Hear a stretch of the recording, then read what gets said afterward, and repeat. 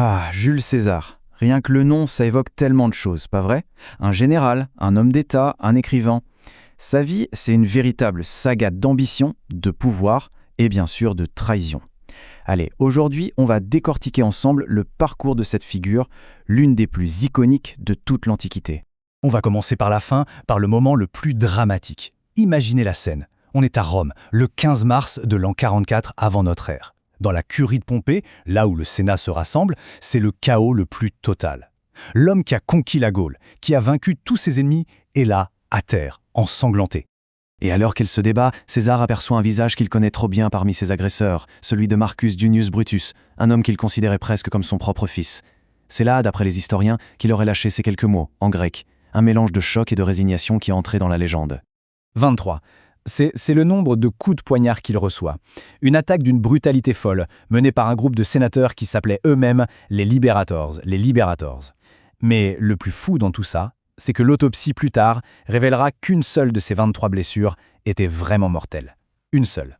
Et voilà la grande question. Comment est-ce possible? Comment un homme aussi puissant a-t-il pu finir comme ça, assassiné par les siens? Pour le comprendre, il faut faire un bond en arrière et retracer l'ascension absolument fulgurante de celui qui allait changer Rome pour toujours.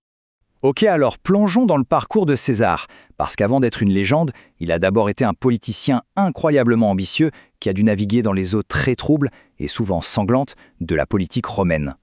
Bon, il naît dans une famille noble, mais pas non plus la plus puissante. Du coup, il a dû gravir un par un les échelons du cursus honorum, la fameuse carrière des honneurs à Rome. Et chaque étape, il la calcule. Par exemple, quand il est édile, il s'endette jusqu'au cou pour organiser des jeux absolument grandioses. Pourquoi? Pour se garantir l'amour et le soutien du peuple. C'était un investissement sur son avenir. Mais quand on a l'ambition, mais pas encore tout le pouvoir, que fait-on? On s'allie. Et c'est là que tout se joue.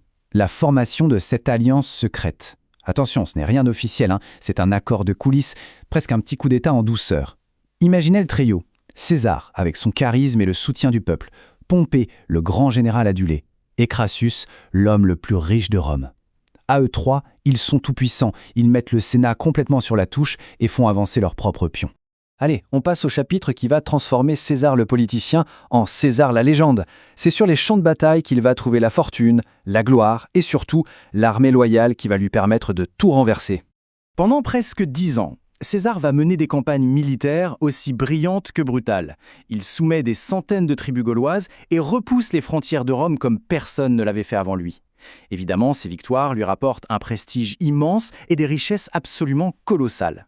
Mais cette conquête a un coût humain terrifiant. L'historien Plutarque donne des chiffres qui donnent le vertige. On parle d'1 million d'ennemis tués et d'1 autre million de personnes réduites en esclavage. C'est dire à la fois l'ampleur de sa réussite militaire, mais aussi de sa cruauté. Et au cœur de ces campagnes, il y a des batailles qui sont devenues mythiques, comme le siège d'Alésia. C'est là, en affrontant des chefs de guerre comme Vercingétorix, qu'il va forger un lien indestructible avec ses légions. Ses soldats lui sont dévoués corps et âme, et ça, c'est un atout qui va s'avérer décisif pour la suite. On arrive maintenant à un moment clé, un des plus célèbres de toute l'histoire. Un acte de défi pur et simple qui va faire basculer la République romaine dans la guerre civile. Le Rubicon, ce n'était une petite rivière, mais symboliquement, c'était une frontière sacrée. La traverser avec une armée, c'était tout simplement déclarer la guerre au Sénat. Pendant ce temps, à Rome, son ancien allié Pompée et ses ennemis politiques font tout pour lui retirer son commandement. César est au pied du mur. Soit il se soumet, et c'est la fin de sa carrière, soit il risque tout. Le 11 janvier 49 avant notre ère, il prend sa décision et le monde romain bascule. En traversant le Rubicon avec sa 13e légion, il aurait prononcé cette phrase célèbre. Le sort en est jeté. Plus de retour en arrière possible. La guerre contre Pompée et le Sénat est déclarée. La guerre civile est étonnamment rapide. César, en stratège de génie, en sort grand vainqueur. Il est maintenant le maître incontesté de Rome, et il va concentrer entre ses mains un pouvoir comme personne avant lui. Dictateur à vie. Ce titre, c'est à la fois le sommet de sa carrière et ce qui va causer sa perte. Pour les Romains, l'idée même d'un pouvoir absolu et permanent, ça rappelait la royauté qu'ils avaient chassée des siècles plus tôt. C'était un tabou absolu. Pourtant, il faut le dire, César utilise ce pouvoir pour mener des réformes de fond, et souvent très populaires. Il s'attaque à des problèmes qui rongeaient Rome depuis des décennies. La dette, le chômage, la corruption dans l'administration. Et bien sûr, il pense à récompenser ses fidèles soldats. Mais voilà le grand paradoxe. Plus son pouvoir devient absolu, plus l'opposition dans l'ombre grandit. Pour une partie de l'aristocratie, il n'est plus un réformateur, mais un tyran en devenir. Et la rumeur qui enfle, selon laquelle il voudrait se faire couronner roi, va être la goutte d'eau qui fait déborder le vase. Et la boucle est bouclée. On revient à ce jour fatidique des Ides de mars, pour voir les conséquences complètement inattendues de cet assassinat. L'histoire raconte que tout semblait l'avertir ce jour-là. Sa propre femme, Calpurnia, rêve de sa mort et le supplie de ne pas sortir. Mais l'un des conspirateurs vient le chercher chez lui et le convainc de se rendre au Sénat. Sur le chemin, on lui donne même un message qui détaille tout le complot, mais il ne prend pas le temps de le lire. Le piège était parfaitement en place. Et c'est là qu'on touche à l'ironie la plus totale de cette histoire. Les assassins, comme Brutus et Cassius, ils étaient convaincus, ils pensaient vraiment tuer un tyran pour sauver la République. Sauf que leur geste a eu l'effet diamétralement opposé. Ils ont, sans le vouloir, plongé Rome dans 13 nouvelles années de guerre civile sanglante.